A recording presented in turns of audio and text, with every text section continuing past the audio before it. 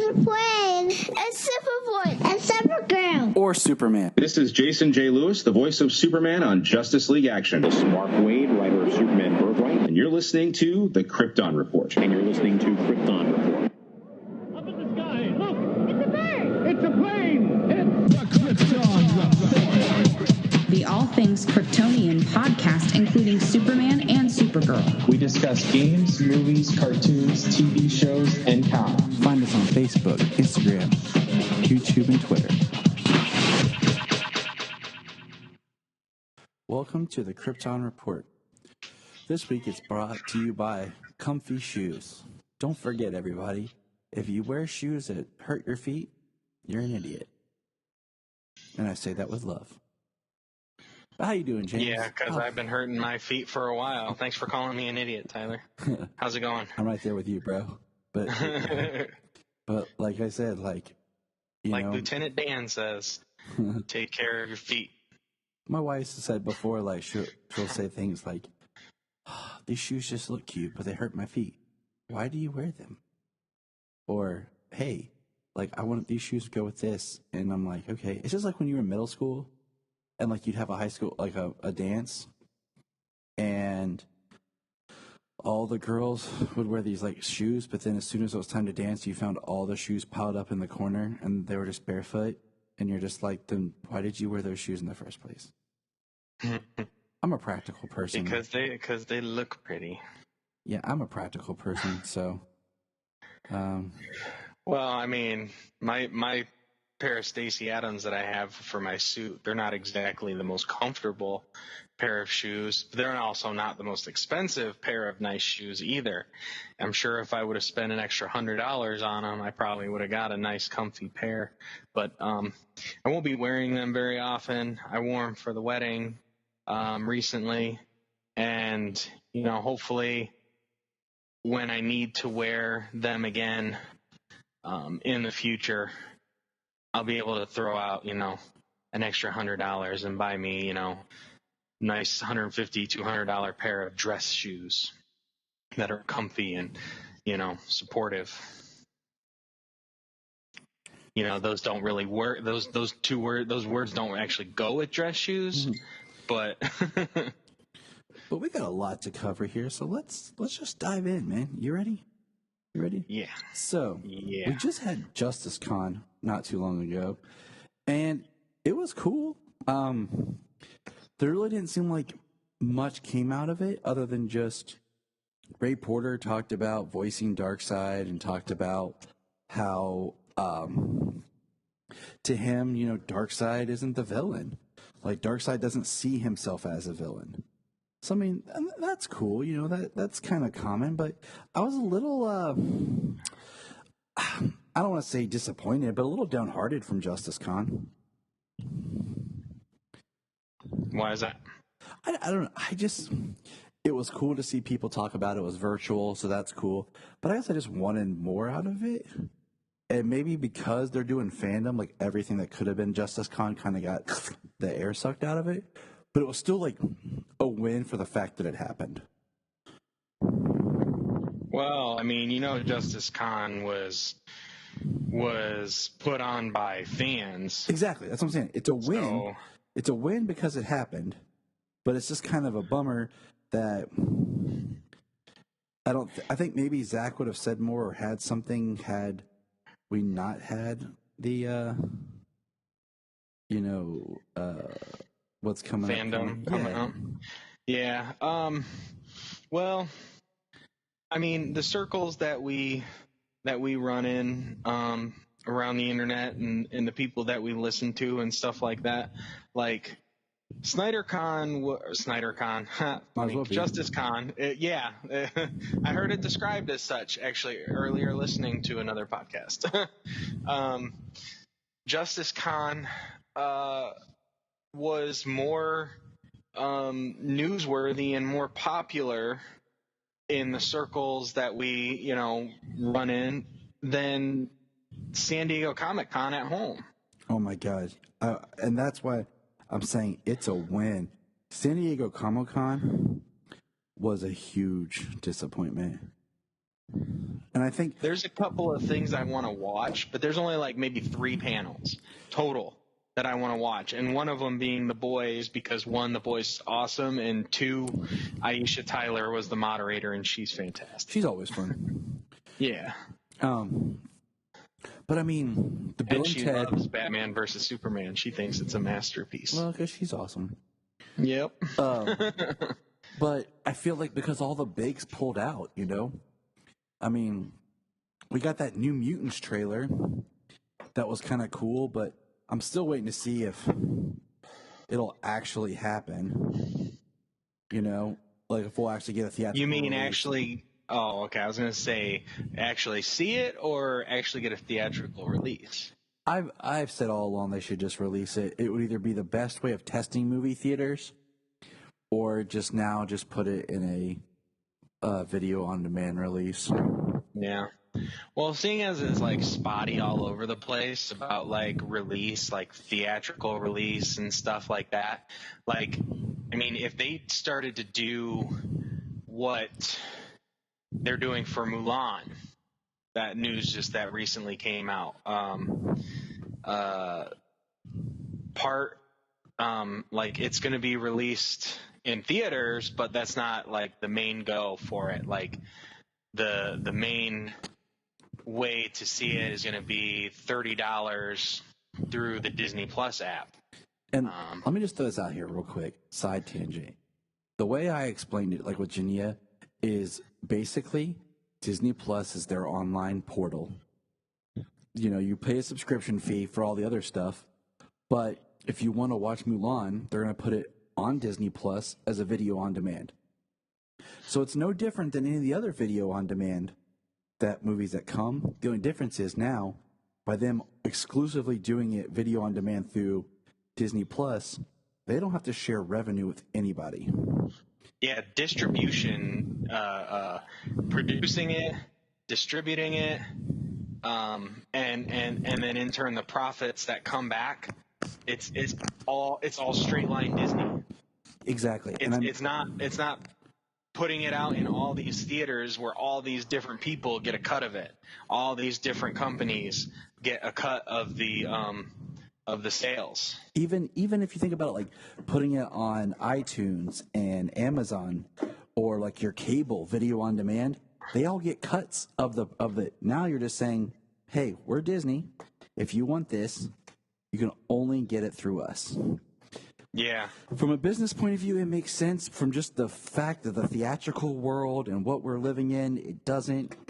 I'm always baffled by how much of a backlash there was when Universal released Trolls, and then how much it didn't seem like nothing was affected when Warner Brothers released Scoob, because those have been like the 2 biggest films that were planned for theaters that have done home release video on demand.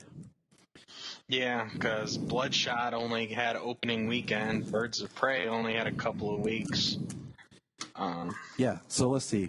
I saw Birds of Prey, and then we saw Sonic the Hedgehog, which was for my Sonic birthday. only had a few. Yeah, Sonic only had a couple of weeks. And then we Birds saw of Prey had a few. Onward, and then after that is like the next week or 2 is when theaters close down. Mm-hmm. So, but yeah,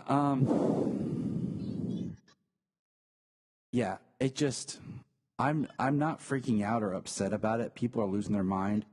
So I'm like, if you don't already have Disney Plus, you're telling me that doing like a free trial of it, then ordering Mulan is going to kill you? Or the fact like it's no different than any other video on demand. Like, I don't know. It doesn't really bother me because the price tag is high, but I get it from where they're at. Well, they've got to imagine. You've got to imagine business wise. They're going to be like, okay, well, if somebody's going to rent this in their house, they're more than likely going to have at least a few people, at least just the people in their home. Maybe they even want to invite some friends over. Like, what would normally be, I mean, a family of 4 can go to the movie theater and easily spend $60 to see a movie.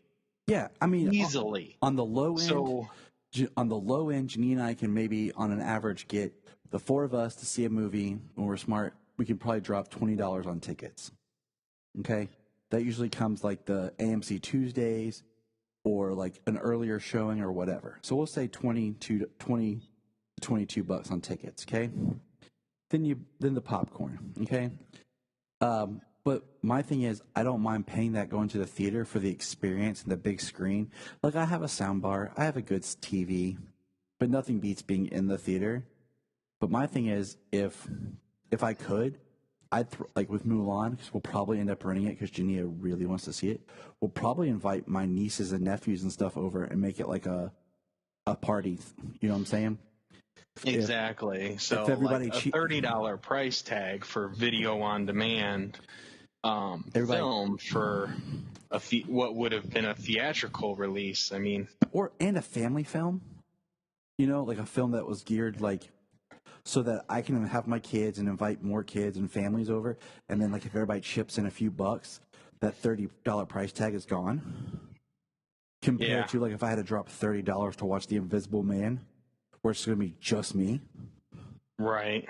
So, but yeah, so that was our little tangent for today. Let's see. What else? Some things from Justice Con though. I mean, like the Ray Porter panel was pretty cool.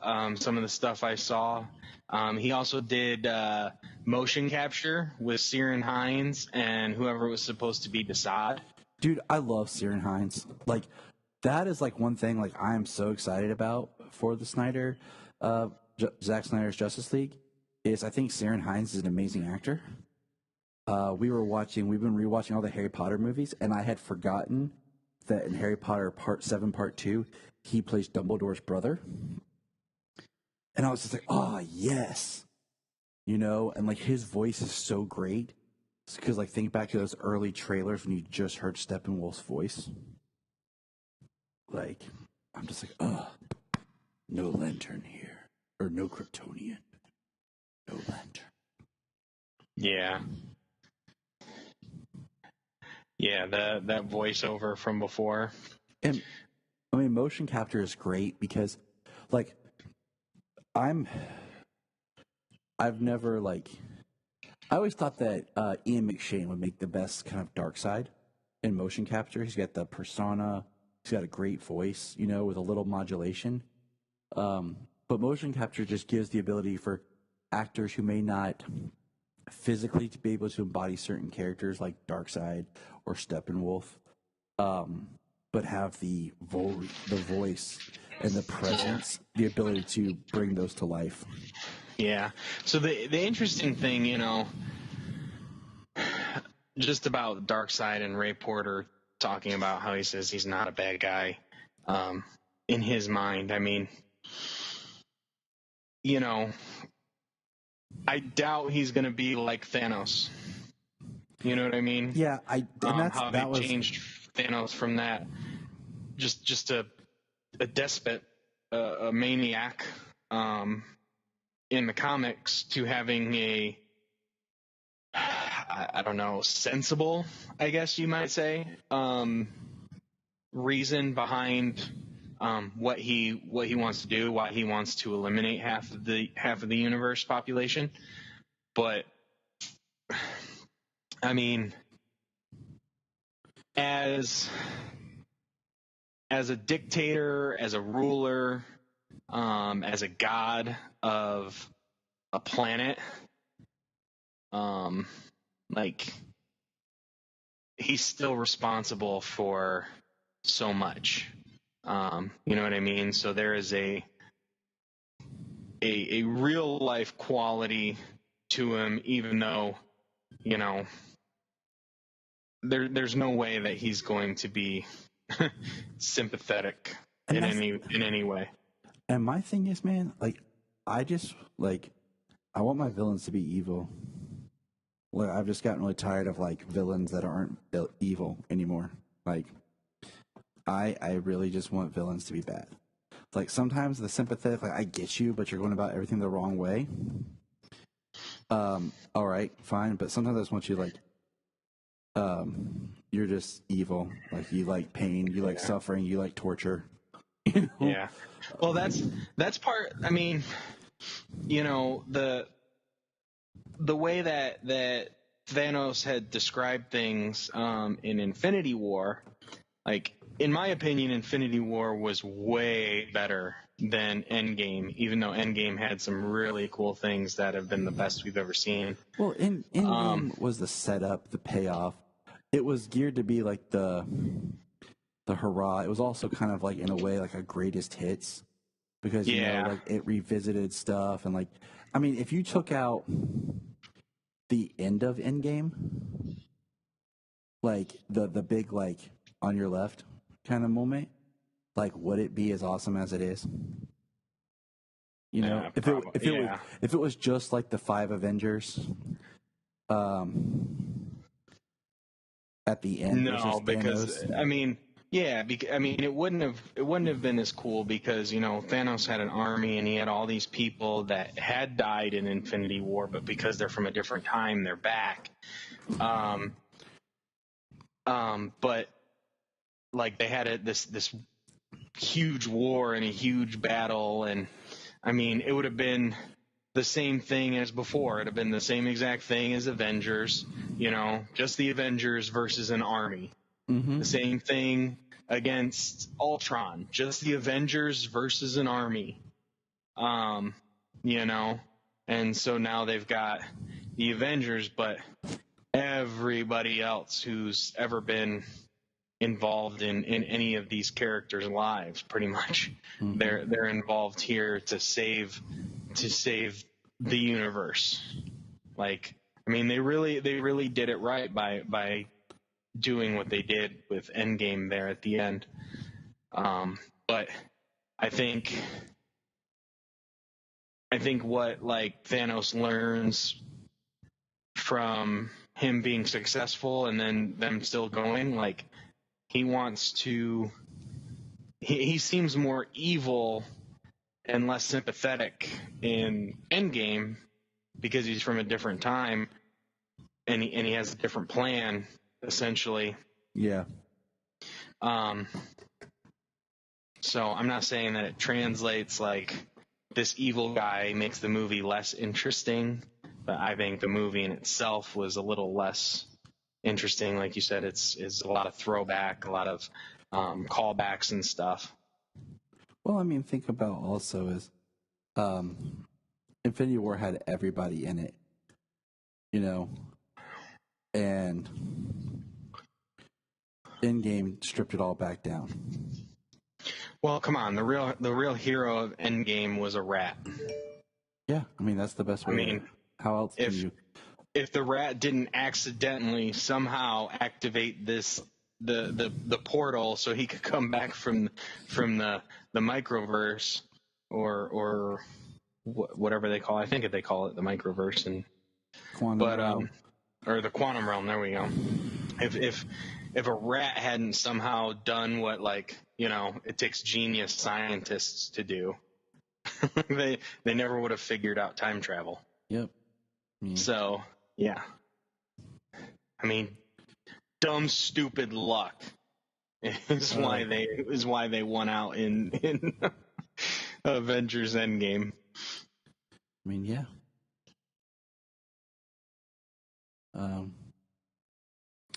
But so yeah, all that to say, like, I just want Darkseid to be bad. Like, I want him to be a conqueror and a destroyer, and like a villain. Yes, like you said, conqueror. I mean, Genghis Khan and Alexander the Great. You know what I mean? Like, definitely. Just master of all he surveys. So, but we also, I mean, we got I guess the biggest thing to come out is we got the black suit tease. And yeah, that was awesome. Okay, it was awesome. But let's think for a second. One, I've never been a huge fan of the black suit. I like it, but it's not like, oh my God, the black suit, because we also saw it in Man of Steel. It was quick, but we saw it. The other thing, and this is what's baffled me, okay? With Justice League, there was a deleted scene. The deleted scene is him coming down and talking to Alfred. That is the scene they show us with the black suit. So either two things have happened. One, they recolored the suit digitally for the black suit, or they recolored the suit digitally for the blue suit. Okay, so what along that, because when I had seen it, I had initially said, like, now it makes me think, like, they did have the black suit, and they color graded it for the red and blue, and then, for the reshoots, they made that chrome underlay, crappy looking suit that they had for Justice League. Right. And then cut that scene.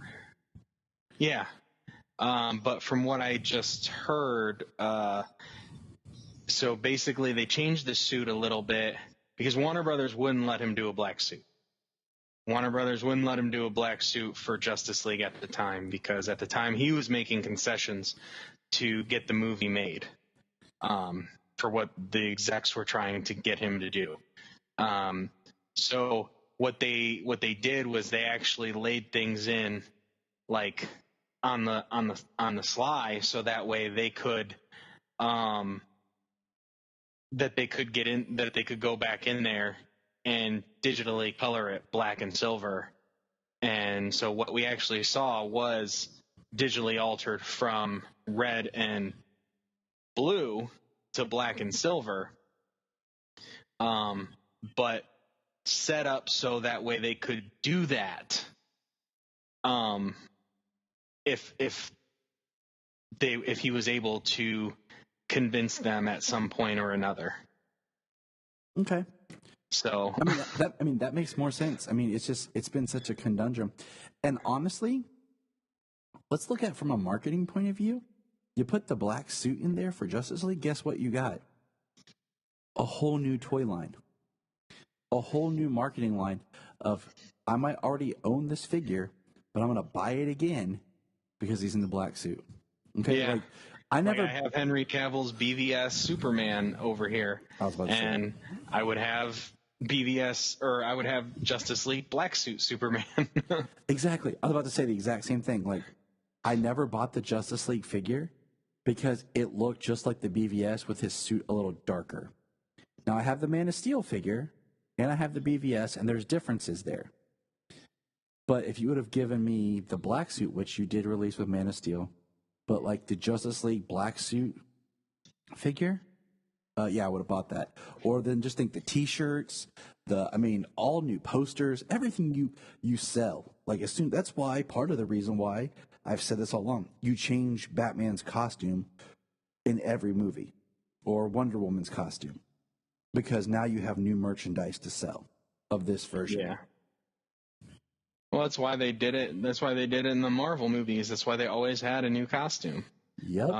That's why they did it before in Batman, because they could sell more toys. Mm-hmm. Yeah. So I'd love to have a friggin' Henry Cavill black suit multiverse figure. It's not going to happen probably, but who knows? Well, I mean, they're still making them. I mean, and a Todd McFarlane one. Oh my Dude, gosh. what is up? Okay, real quick, what is up with the multiverse figure? Every Walmart I go to around here, I always check the toy area, and the only multiverse figures they've got is freaking Batman. There's like 5-6 Batman on the shelf, and there's not a one Superman. I find Superman Ever. sometimes. I find Batman always, and now I find more of the golden Wonder Woman. I found one or two of those, but even those are gone now, and it's only Batman. Batman. I don't want Batman. They make so many Batman everything. And then it's all that's left.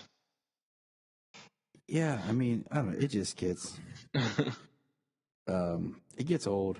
Like the only reason I'm buying the old Dark Knight Returns Armored Batman from the comic book. That one.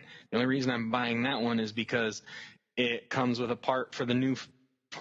It comes apart for the new 52 with a part for the new 52 Doomsday I'm trying to make, which is for awesome. my Superman toys.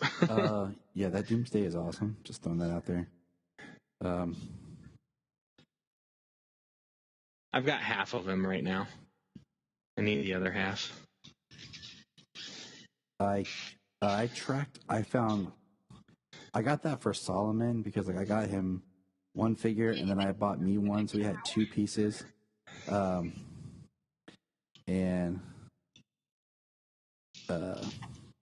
it took some time, but eventually I was able to get them all. Yeah, I'm working on it. But yeah, so I mean, anyways, moving on. That was pretty much, like you said, that was the biggest thing to come out of fandom. So let's talk a little sad, okay? We got the notice that DC Universe is no longer doing the annual subscriptions. So here in, I think, October, I think my second year is up. So, or is it November? Might be November. I'm trying to remember, but now it's going to be month to month. We can't pay and just do a year. So that's just something right there that tells us that, as we've all I was going to feared, say it dropped on a September. So, but if you signed up in September, you got the 4 additional months if you paid the full. Right. So I'm trying to remember when mine actually. You got like 15 months or something as opposed to 12. Yeah, it was something like that.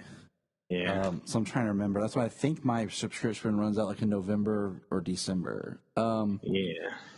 So I mean that just shows us that DC Universe's time is closing. It's going to be retooled, reformatted, or whatever. And at this point, okay, look, I'm tired of wasting energy. I have other stuff to stress about. That's something I can't like. You know, I have HBO Max thanks to Brian. We watch HBO Max and stuff. But I refuse to watch Doom Patrol on HBO Max or any of my DC content that I can watch on my DC Universe. Same thing with like Stargirl. I refuse to watch it on CW app. One, because of commercials. But two, like I want to, use my DC Universe and show that I'm actually interested and using what I'm paying for. Oh, yeah. I mean, even if I've said it before, even if they at some point, all the video is over there on HBO Max, and I mean, like, because they right after HBO Max launched, they did the bundle, get HBO Max and DC Universe, DC or HBO Max for $5 more or something like that, at a hefty reduced price. For the bundle. So I was like, that's cool. Like we have HBO Max because we have HBO, and I'm tempted, and that's my mother's, and I'm tempted to, she uses it at her place and I use it at mine, but I'm tempted to freaking do my own HBO Max just to show that I got the bundle, that I want HBO Max and I want DC Universe, even if it's just a comic reader. I'll maintain the bundle just for a comic reader, for a reduced price like that. My thing is, and to show my support. As much as like Brian and I were sharing because we're both poor, HBO Max. I understand. When Justice League comes out, I'm gonna get my own. Just. I hope the bundle's still there, because I'll just click right over on the bundle, get my own HBO Max. Like boom, now you got another subscriber. Exactly. At the time that the Snyder Cut drops. Yep. So, but it's just sad, because we've said for a while, like if they put it all on HBO Max, then cool. But I like the idea of having my DC one place for everything. I hate it being spread out. Yeah. So, all right. I've been paying mine month to month, so I mean it doesn't really affect me. I've been paying it month to month since day one. It's just a recurring payment that comes out of there. So Yeah. So I guess the next thing is we're going to dive back into the comics with Action Comics 1022. And I'll tell you, 1023. 1023. My bad. You know why? Because I can't freaking keep track of my notes. Once again, this story is cool. You know, it's the House of Kent Part 2, and that's why I'm like interested, because it's bringing Connor in, which is why like I'm excited to read this. In this storyline, but the cover is Superman versus Red Cloud, and honestly, seriously, Red Cloud's still around. Like, Bendis, you are drawing this out. Like, this storyline has just gone on way too long.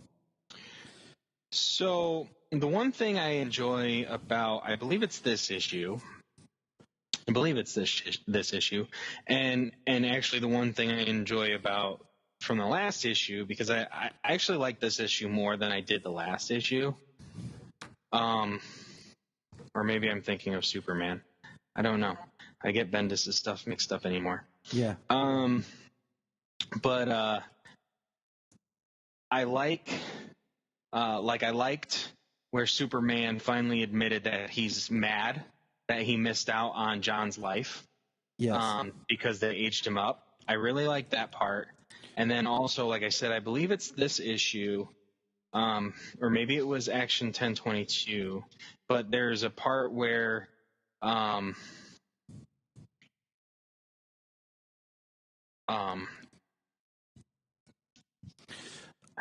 think it was. I'm trying to see real quick if this is. No, I think it was in Superman where he lost it because he's talking to Dr. Fate, and action's been just focused on the Connor element, which is what's kept me more interested in it. Yeah, I mean, is it right here at the beginning? There was something I can't remember which issue I read it from now. That kind of sucks. But the fact that Superman has been busy with Rogolzar, that Superman was busy with Leviathan, and that Superman was busy with Lex Luthor and the Year of the Villain. So many of these things have been so major and have kept his attention that it's allowed the Invisible Mafia to exist exactly like they say, invisible. Like, it allowed them to exist under the radar. So I mean, it's a nice story element that explains why Red Cloud is still around, because because her and the Invisible Mafia have been flying under the radar with everything that Superman's been dealing with. I get that, but I'm just like, man, like, I just feel like this has been the most drawn out story that we've experienced in like a while. I don't know. I just, like, I'm reading this and I'm like, man, I am totally like, this Connor storyline it's awesome. You know, like, I think, and I've said this before, and I even tweeted this at Bendis, and I know I've said it to you before, and you're probably like, shut up, Tyler. I know. I think now is the time that Connor should get his own moniker, and not, because he can't be Superboy and Superboy, or like the Superboy now and then John's like a Superboy of the future or something. Like, Connor needs his own title. He needs to be whatever. Yeah. You know, I don't know right now. Okay, give me a little bit of time. I'll come up with something. Yeah, I love that the Super family is getting bigger here. I'm actually waiting for one of my dang kids to bring me my tablet, because I just read Supergirl issue 42, which was the last issue of her run. She came out of the Infected storyline and had a couple of issues to finish it out. And like the way it ends, is actually is kind of cool because there's doubt. There's doubt cast over her because of her actions as one of the infected by the Batman Who Laughs. And so there's doubt and everything, and like this general is trying to place her under arrest, and the people won't let it happen. And she says they want to save me now. She said, maybe I'll never quite feel like I fit in here the way Clark does. Maybe there will always be people like the general who will never trust me. She says, maybe I don't belong on Earth. I didn't choose to come here, but I chose to stay. And maybe that's enough. I don't want to pretend to be something I'm not. Trying to live a human life isn't why I'm here. And I don't want to forget where I come from, what happened to my world. Krypton reminds me how much better this world can be. Maybe someday Earth will feel like it's truly home. Maybe I'll be able to show them a better way. Turn page. There we go. But for now, I have work to do. And she just flies off with Krypto, and it says, never the end. That's awesome. I mean, that's like Goosebumps ending right there. Like, not Goosebumps like R.L. Stine, but like, just really great done work. So, yeah, it was really good. The Supergirl run was pretty decent. Since Bendis came on, and this story has been running in conjunction with what's been going on, but she's been off world, been doing her own thing.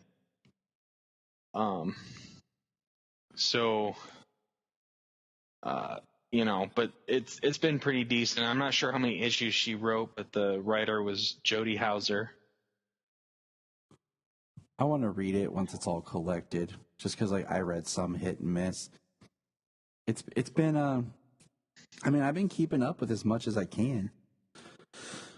But like you said, in this issue, like Red Cloud, like the beginning of it, she attacks Lois and Jimmy. And we get if you look at just we have an awesome shot of Connor, John, and Clark flying away. It's just the three of them. It looks awesome. And the fact they show up, they fight Red Cloud, and she refers to him as family. And I mean, it's powerful, and I like it. She tries to come at him and suffocate him. They use their super breath. Should I super inhale? John says. Clark says no. She threatens his family. And Lois is like, who's this guy? I'm Connor. Then Red Cloud tries to go into John. Lois has a nice bit there, though, where she's like, he looks like if you and Lex had a baby. And then it's kind of a panel where they all just kind of look stunned. And then she's like, wait, is he?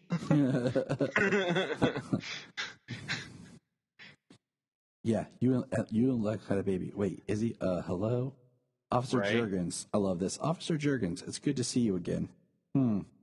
Like, that's one of those things. It's like, so what makes you, like, if you can see Clark, Superman, and Lex in one person, like, what made you not be able to see Clark as Superman years ago?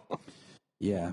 And then, we get the Invisible Mafia, the secret headquarters of the Invisible Mafia, and they're talking, and I mean, this is kind of cool. The Black Label Club was attacked. Like, Clark Kent. And they're like, oh, that's not Clark. Who, what? And they start shooting him, and the bullets are bouncing off. And then it's actually Connor. And then John shows up and shrinks him, the club. And then we cut back to, what's her face? The owner of the Daily Planet, who is the head of the Invisible Mafia, finding out that the club was shrunk.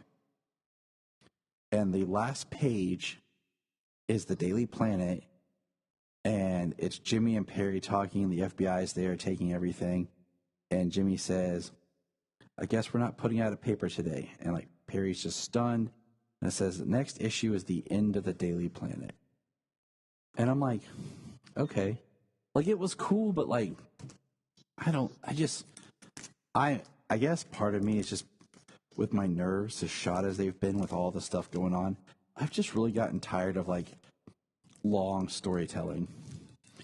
I just want to read a story. I want to enjoy something and not have to read like 17 issues to be like, oh, okay. Right. Like the idea that books were written for trade. It's like 6 issues, and you have a story. You have a book. You know. Now it's like with Bendis here. I mean, this is issue 23 since he picked up. Story's still not resolved. It's all like these small moves ahead. And I don't know. I'm just tired. Like, and I mean that across like TV shows and other things. Like, I just want to enjoy something. Like, you know, and we'll get into that stuff later, but I want to move along. But I mean, I enjoyed it. I've been reading the Superman Man of Tomorrow comics have been really good. They've changed since they first started, you know, but they're still good. They're coming weekly, digital. I'm enjoying them, and I highly tell everybody to read it. If you're looking for a good Superman that's not Bendis, this is your book. Nice. What else? I need to get back to them. I've got a few issues that I bought that I haven't read, but I'm behind on all my reading. I bought the first 3 Witcher books, and like I haven't even gotten time to read any of those either. I got a small stack of comics that I haven't read yet. I got like a reading list next to my bed. I found at Ollie's for $3.99 the volume 2 of the Golden Age Superman that I need to read. I didn't make it to the comic shop last week because the only thing that was on my pull that showed up was what do you call it? One issue of Batman because I'm reading Joker War with Jania. He's trying to get her to read it. Yeah. And I'm all caught up on Batman except for that issue. I'm all caught up on Superman. I have 2 back issues of Lois Lane to read. I have 2 back issues of Legion of Superheroes. I read Dark Knight's Metal, Legends of the Dark Knights. I've read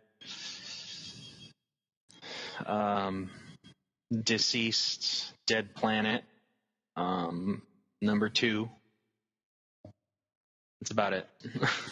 Yeah. I've got other books I haven't read. So here's the big news. Okay. Are you ready for this one? This one got me excited that I had to actually share it with Jania and the kids as I learned about it. But they released a trailer for the Death in the Family short DVD, Blu-ray, whatever, digital, whatever, film. And it's a choose your own adventure. Like, how cool is this going to be? I mean, that's wild because Under the Red Hood is amazing. Like, it's the best one. It's the best movie that they've done. I mean, honestly, only comparable thing to the entire DC movies that they made was like the first Wonder Woman that they did, and then like Death of Superman. Dude, his contract. Like, that's your top 4 right there. Yes, I'm looking those at are right now. Those are your top 4 right there. And so, yeah, for them to be doing this, like, choose your own adventure, like, did they get the voice actors back to do more recording? Like, Well, they did get Bruce to see Greenwood. like we in the trailer you see like a version of Hush. That you see like a version of Red Robin. Yeah, I mean, you get to pick if he lives or dies or what path he goes down, and it looks the animation and the voice casting look like it's all a prequel to Under the Red Hood. So it looks like it's going to be kind of like the story leading up to the one point, and then after that we choose. So with that being said, it makes sense why it's like a short, because you could really watch it, do everything, and then start it over and do all the different choices. Yeah, see all the different possible paths. Well, because like one of the first things they show when they show the option, the option of choice of what happens to him, like they throw it back to like you get to choose, like the people got to choose when he died back in the 80s. So like they used that kind of as a point to make, like you get to choose, and then it's like Jason dies, Jason survives the blast and recovers or something, and then like Batman saves Jason. So like you got three different starting points, like he dies like normal, Batman saves him, or he survives the blast. So it's like something different is going to happen to him with each choice you make. Okay, so while you were talking, I looked up a couple of things real quick. The voice cast is, and I'm double checking something real quick here. Yeah, so it is all the same voice cast, except they have the kid who played Jason Todd in Under the Red Hood, not Jensen Ackles, who was Red Hood. So it shows Bruce Greenwood back as Batman, John DiMaggio as Joker, Vincent Martella as Jason Todd, Talia al Ghul is Zahira Fazell, who's done Talia on something else, I believe, too. And then it has Gary Cole back, but this time he's Commissioner Gordon instead of Black Mask. Oh, she played Violet Harper on Young Justice is what it was. I knew I'd seen her voice something DC before. Oh, that's cool. So, yeah. So I'm excited. Like, this is gonna be a very interesting film to discuss. Just because we all have a different option. So maybe we'll, depending on how many different like choices there are and how it plays out, maybe you'll go a path, I'll go a path, and Brian will go a path with something. And then that's how we'll discuss it, is trying to, like, all of us having taken a different path. So I don't know. We'll see once it comes out, and yeah, I mean, we'll just have to wait and see, right? Yeah. I definitely can't wait.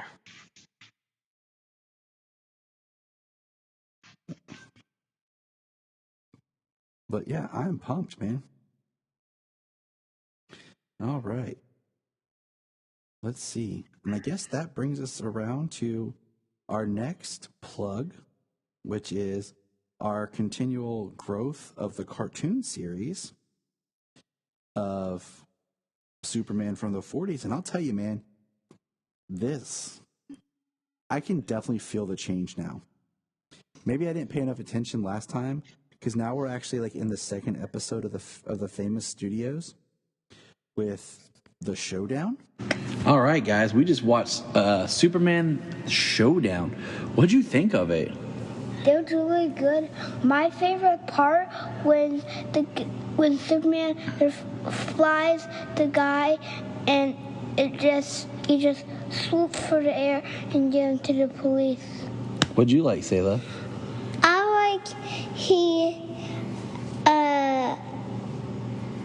I can't remember.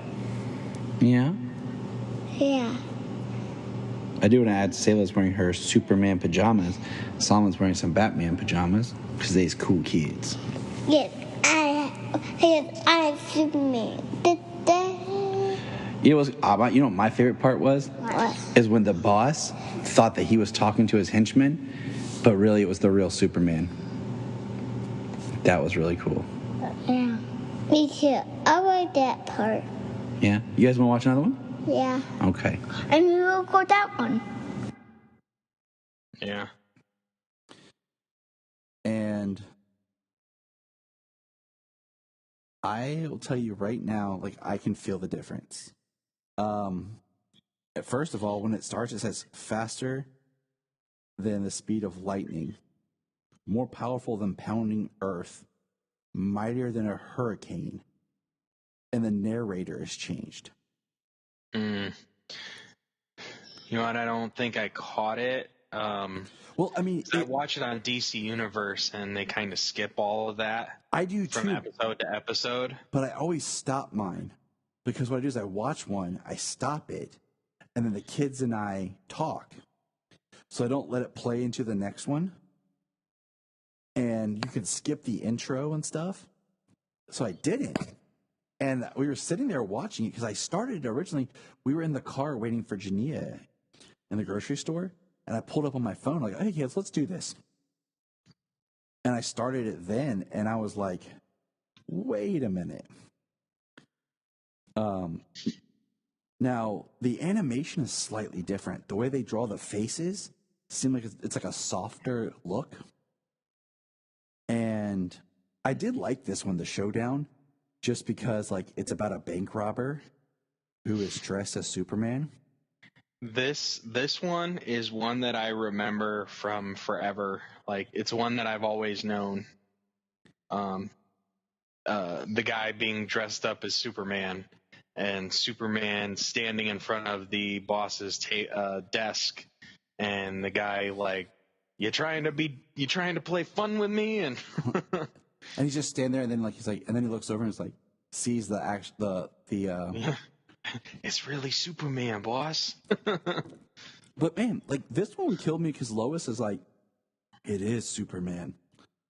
Really, Lois? That's how much faith you have in him? Homeboy's not even flying. Okay, I do want to throw this out there because watching these has made me go back and look at stuff. Superman didn't actually start flying until 1941 in the radio show. And this was released October 16th of 42. So it kind of makes me wonder like how long the production schedule on some of these were and all that. If he technically hadn't started flying yet by the time that these went into production, that's why he's still not flying. He's jumping. And heat vision wasn't introduced until the 50s. It came out of his X-ray vision. They introduced heat vision as the next power. So it's more interesting because we get Superman just kind of, he falls down one of those stereotypical where the mafia guy presses the button and he falls through the floor. And I'm like, why doesn't he fly up there or like jump? And it's just kind of funny because the boss in this sounds a lot like Humphrey Bogart. See?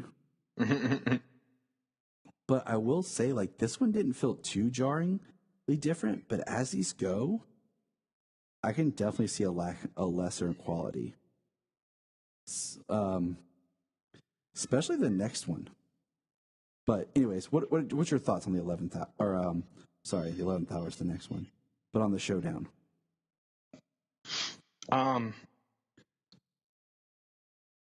I mean, it's one I've always remembered. It's one I associate with the Fleischer cartoons, with that era.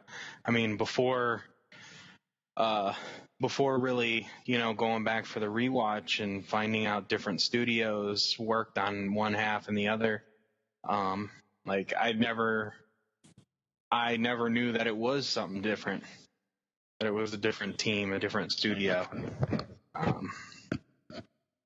I've always enjoyed it. I've got a nice nostalgia for it. I like the I like the robber, the impersonator. Like he's funny. Yeah, he's funny. And I mean, the boss, he's mean. He cracks him with a friggin' golf club, knocks him out of the chair, you know?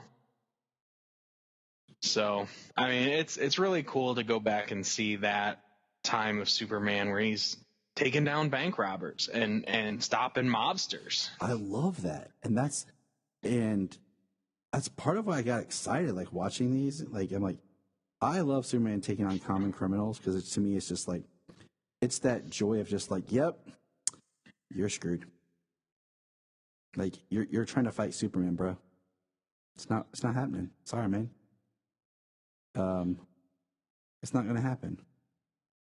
But it's just, it's like refreshing, because I just, like Superman taking on the ones that you're just like, yep, it's over, man. You suck. Mm-hmm. But anyways, any other thoughts on that episode? No, I like it. Yeah. I do. I like it. It's one I've always associated with the show.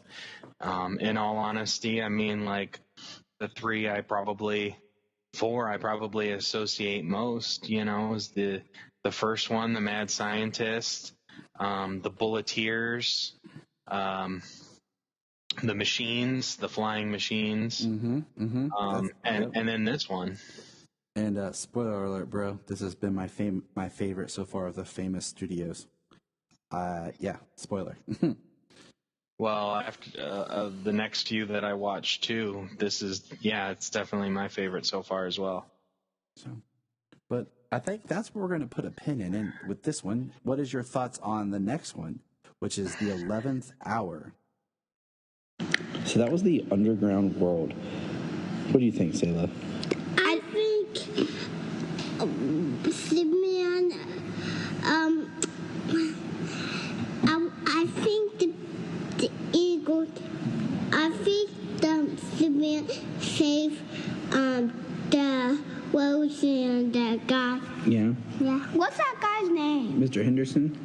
Mr. Henderson. I think it was weird. Like, Clark didn't do anything. Then he has a different voice. And then he didn't show up to the end. Yeah. He just take it off. We're just watching Superman cartoon. I think that's cool. It was weird. Like, yeah, the eagle and the. He felt like Birdman, and it just, I don't know. These aren't as fun as the first ones, are they?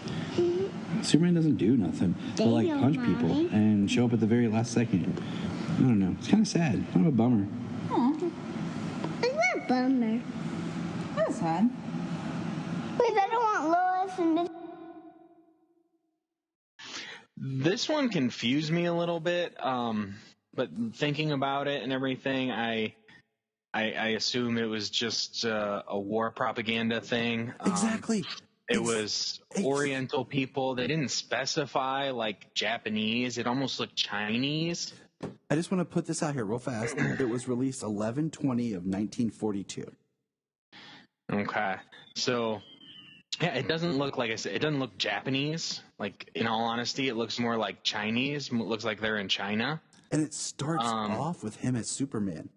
Like, that's the first. Like, usually he's Clark, changes into Superman. But he's Superman already doing stuff. Yeah, and then like right away, like talking through the wall to Lois, like he's as Clark. But like I said, it was kind of confusing because Superman just 11 o'clock every night he goes out and starts sabotaging, like blowing up warehouses and destroying ships, pulling ships under the water and things exploding. Like if people nowadays saw Superman like that, like they'd have a freaking fit, man. Like you said, it was straight up propaganda. And it was so different. I mean, Lois gets captured and she's in front of a firing squad and he, drops down and stops them. I mean, he pulls a a Japanese. Well, I mean, it feels like Japanese, but you're right. Like there's no direct. Yeah, I mean, you assume it's probably Japanese because of the time, but He pulls the honestly, ship. at the time, any Asian person probably looked the same. Like they didn't care. They didn't care. They didn't understand the difference in the nationalities of the different nationalities of Asians. But also, like I said, like the way the buildings were and stuff, it looked more Chinese than it did Japanese. You know, I like my favorite part is when he pulls like the ship down from with the anchor. That was cool. Yeah, that was really cool looking. But the episode started by like retelling his origin with like it started with the planet and all this. And I'm like, man, this feels kind of like filler, but it sounds like a new narrator. The voice cast even sounds a little different. Like, and Clark's lines and stuff are less and less. Maybe, excuse me, one line of dialogue? Maybe? I don't know. Like, I just feel like you said, it just felt very much like just war propaganda. Yeah, that was pretty much very, very much how this episode started and that's how it ends. Like Lois gets away, like he rescues her, Lois leaves, she's like getting interviewed, and they're like, "What about Clark Kent?" And she's like, "Oh, Superman said he will take care of Clark or protect Clark Kent." And then they just go back up to the clock. The time changes. They go back to that Chinese clock tower looking thing, and then boom, explosions, and then that's it. Like, like he went right back to it. Yeah. It was weird. Yeah. This is how I felt like on a lot of this stuff recently but yeah. Anyways. Anyways. So, yeah, I mean, that about wraps up this episode, man. Anything else you want to throw out there for the good listeners and the good people? Like, stay safe. I hope they're healthy, yeah, stay safe, stay healthy. Be smart, Yeah, be smart, protect yourself and protect others. Like Red Green said, I'm pulling for you. We're all in this together. Yeah. Look up in the sky. Look up in the sky. Look in the sky.